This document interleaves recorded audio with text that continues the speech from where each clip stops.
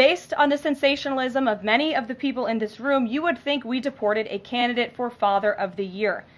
That's because, unfortunately, many in this country care more about this quote-unquote Maryland father, a legal alien MS-13 gang member, than a Maryland mother and an American citizen who was brutally murdered at the hands of a different illegal alien. Yeah, it's that bad. The excuses for wrongfully deporting Guillermo Abrego Garcia have reached simply citing crimes that have nothing to do with him. They're that desperate. You insist, the president, everybody in the administration insists that he is MS-13. It appears that there's not going to be any sort of trial. He's not going to come back. DHS said he would be arrested and redeported if he comes back. Why not show the American people the evidence that he's MS-13 so they can make an informed decision? And that goes the same with this Henry Josue Santos, who was picked up in Virginia, who is now presumably going to be deported as well. Why not show the public the evidence? Well, he is an illegal alien who has been living illegally in our country from El Salvador. ICE testified, an immigration judge ruled he was a member of MS-13, an appellate judge ruled he was a member of MS-13. Hard stop. He should not be in our country. The evidence, we're not going to see the evidence? We have the transcripts from the court hearings. I'll be glad to give you the court hearings from 2019, what we have, sure, with the rulings from the judges, gladly. Let's break this down really fast, because Trump officials are leaning on rulings from 2019, which were made by immigration judge Elizabeth Kessler, who concluded he was a gang member simply based on trusting what ICE claimed. And their claim was based on local police department's report that assumed Garcia was a gang member because of a Chicago Bulls hoodie and hat and an unidentified informant who claimed he was in the gang in New York, where he's never lived. And when that police department was contacted to speak to the detective responsible, they revealed that he was suspended and refused to also let Garcia's attorney speak to the gang unit as well. The details go much deeper and reveal many more holes in their story, which is why actual evidence is so hard to come by for them.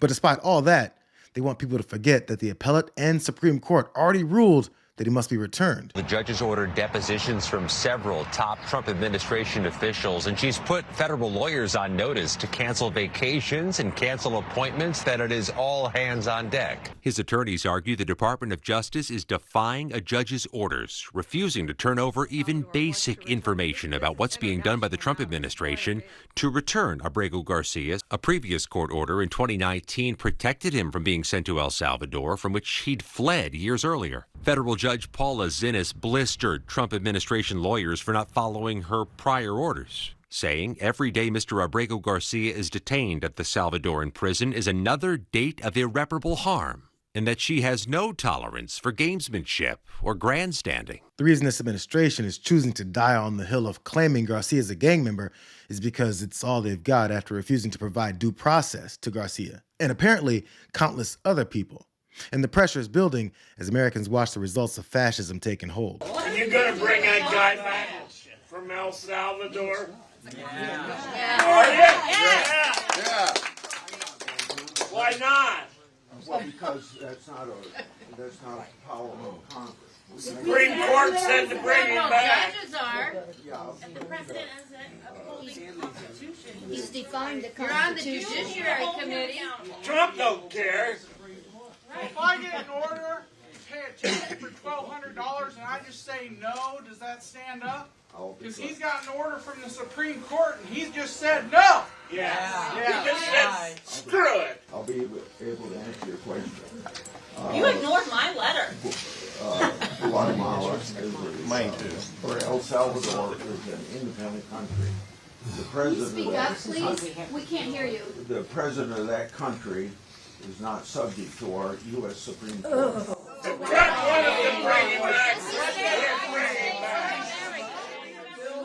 I'm pissed. With the president showing he has no intention of abiding by the Constitution, Republicans in the House and Senate are going to have to keep answering these kinds of questions. The Constitution, the framers of the Constitution, said that every person, not citizen, every person within the jurisdiction of the United States has due process. That has been violated by the oligarchy administration, and we would like to know what you, as the people, the Congress, who are supposed to rein in this dictator, what are you going to do about it? These people have been sentenced to life imprisonment in a foreign country with no due process.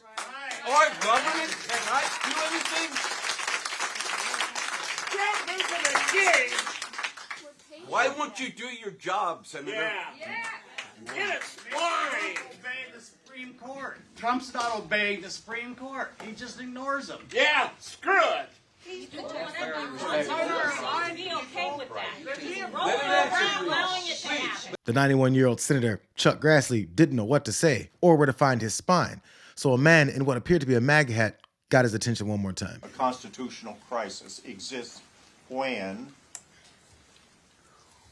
you have a president who ignores the Supreme Court. You have a Congress who fails to rein in a third branch of our government. That's right. Who is now violating our Constitution. You took an oath. I do solemnly swear or affirm. Do you remember that, sir? Yes, sir. Will you act upon your oath? Yeah, I thought that I was, when I answered, I'll wait till the clapping's done.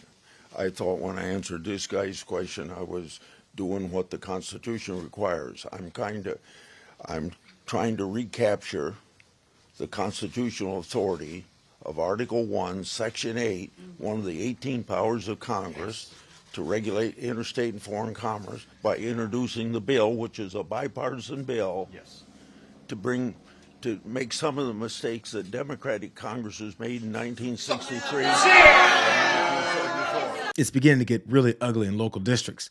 And for some reason, people like Congressman Rich McCormick here think it's best to bark their unconstitutional stances on TV rather than listen to their constituents. It will be, and the Supreme Court did weigh in and say that it agreed that it agreed with the district judge saying that the U.S. administration... No, it did not. It did not. That is false Let me finish reporting. my sentence. Congressman, I know you're trying to create a moment.